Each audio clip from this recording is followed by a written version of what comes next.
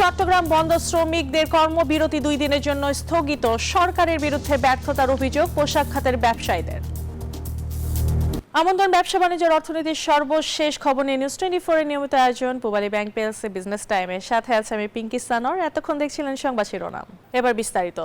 চট্টগ্রাম বন্দর শ্রমিকদের কর্মবিরতি 2 দিনের জন্য স্থগিত করা হয়েছে। আন্দোলনকারীদের সঙ্গে নৌ উপদেষ্টার বৈঠকের পরে সিদ্ধান্ত জানানো হয়।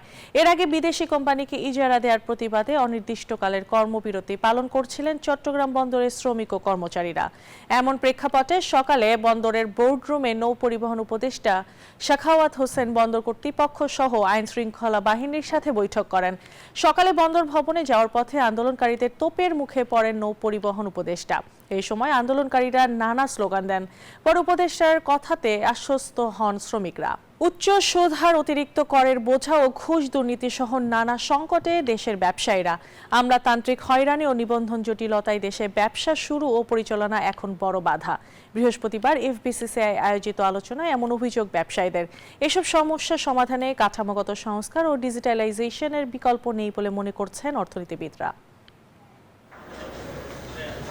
নতুন ব্যবসা শুরু করতে প্রয়োজনীয় কাগজ পেতে এখনো সময় লাগে 4 মাসের মতো। প্রতি বছর নবায়ন করতে হয় ট্রেড লাইসেন্স, দিতে হয় ব্যাংক ঋণের উচ্চ সুদ, এর সাথে জটিল কর কাঠামো আর উচ্চ করের হার, সব মিলে ব্যবসা শুরু কিংবা পরিচালনায় চরম ভোগান্তিতে ব্যবসায়ীরা। এফবিসিসিআই আয়োজিত বাংলাদেশে ব্যবসায়িক পরিবেশ, নীতিগত অনুশীলনের সমস্যা ও চ্যালেঞ্জ শীর্ষক আলোচনায় এমন কষ্টের কথাই তুলে ধরেন ব্যবসায়ীরা।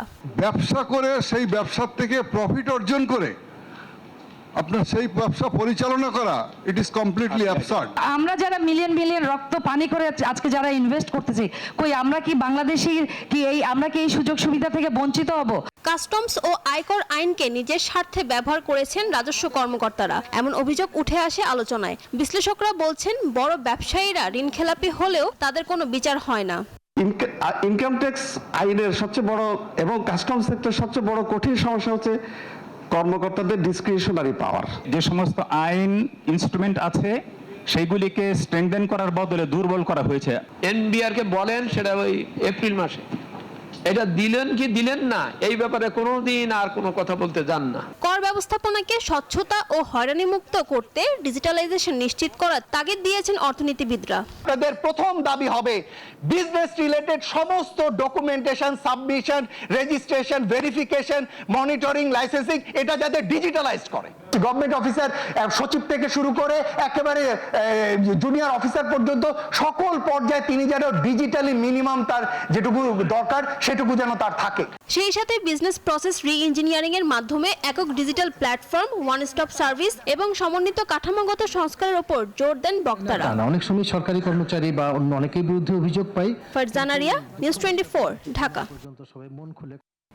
বাংলাদেশ ব্যাংক গভর্নরকে মন্ত্রীর পদমর্যাদা দেওয়ার দাবি জানিয়েছে Bangladesh bank officers welfare council. এছাড়াও প্রয়োজনীয় চুক্তিভিত্তিক নিয়োগ বাতিল সহ 7 দফা দাবি জানিয়েছে সংগঠনটি।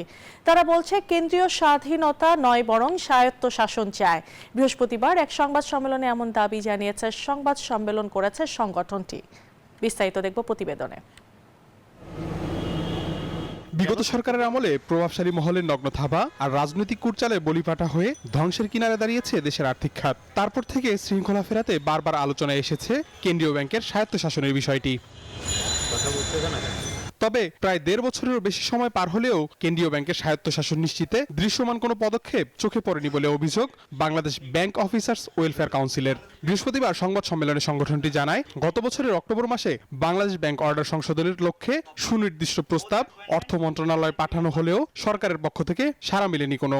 বাংলাদেশ ব্যাংকের স্বায়ত্তশাসন নিশ্চিত করার আইনি কাঠামো সুসংহত করার লক্ষ্যে বাংলাদেশ ব্যাংক হতে অক্টোবর 2025 মাসে বাংলাদেশ ব্যাংক অর্ডার 1972 সংশোধনের লক্ষ্যে সুনির্দিষ্ট প্রস্তাব অর্থ মন্ত্রণালয়ে প্রেরণ করা হয়েছে। এত সত্ত্বেও আর্থিক খাতের শৃঙ্খলা রক্ষা ও কর্পোরেট সুশাসন নিশ্চিতকল্পে কেন্দ্রীয় ব্যাংকের স্বায়ত্তশাসন নিশ্চিতকরণ এবং কেন্দ্রীয় ব্যাংক হিসেবে বাংলাদেশ ব্যাংককে অধিকতর শক্তিশালীকরণ বিষয়ে দৃশ্যমান কোনো অগ্রগতি পরিলক্ষিত হয়নি। সংবাদ সম্মেলনে অস্বচ্ছ চুক্তিভিত্তিক নিয়োগ বাতিল, কেন্দ্রীয় ব্যাংকের নিয়োগ ও পদোন্নতি কার্যক্রমে অচলাবস্থা দূর, দাপ্তরিক কাজে হয়রানির শিকার কর্মকর্তাদের সুরক্ষা এবং নীতি নির্ধারণে গভর্নরের পূর্ণ মনোযোগের দাবি জানান সংগঠনের নেতারা। একই সঙ্গে গণমাধ্যমে কেন্দ্রীয় ব্যাংকিং নিয়ে অসংলগ্ন বক্তব্য থেকে বিরত থাকার আহ্বান জানিয়ে মোট 7 দফা দাবি জানান তারা। কেন্দ্রীয় ব্যাংকিং নীতি পদ্ধতি সম্পর্কে অসঙ্গত এবং খেয়ালি বক্তব্য প্রদান থেকে বিরত থাকার জন্য আমরা সংশ্লিষ্টদেরকে অনুরোধ জানাচ্ছি। বাংলাদেশ ব্যাংকের জন্য আসলে ব্যাংকগুলো অনেকটা কন্যা সন্তানের মতো, তাকে দেখে শুনে রাখতে হয়। তার অনেক বিষয়ই আছে যেগুলো বাইরের ইনফ্লুয়েন্সে যদি কোনো রকম সমস্যা হয়ও সেটা কিছুটা স্বাভাবিক করার জন্য আমাকে ওই সময়টায় একটু তাকে সাপোর্ট দিতে হয়। ব্যাংক খাতে রাজনৈতিক হস্তক্ষেপ রোধে পর্ষদে এমপি মন্ত্রীদের না রাখার দাবি জানিয়ে দেশের আর্থিক স্থিতিশীলতার স্বার্থে বাংলাদেশ ব্যাংকের প্রশাসনিক, অপারেশনাল ও আর্থিক স্বাধীনতার আহ্বান জানান তারা। আবি আব্দুল্লাহ, নিউজ 24, ঢাকা। শেষ করছি পূবালী ব্যাংক পেলসে বিজনেস টাইম। এতক্ষণ সাথে থাকার জন্য ধন্যবাদ সবাইকে।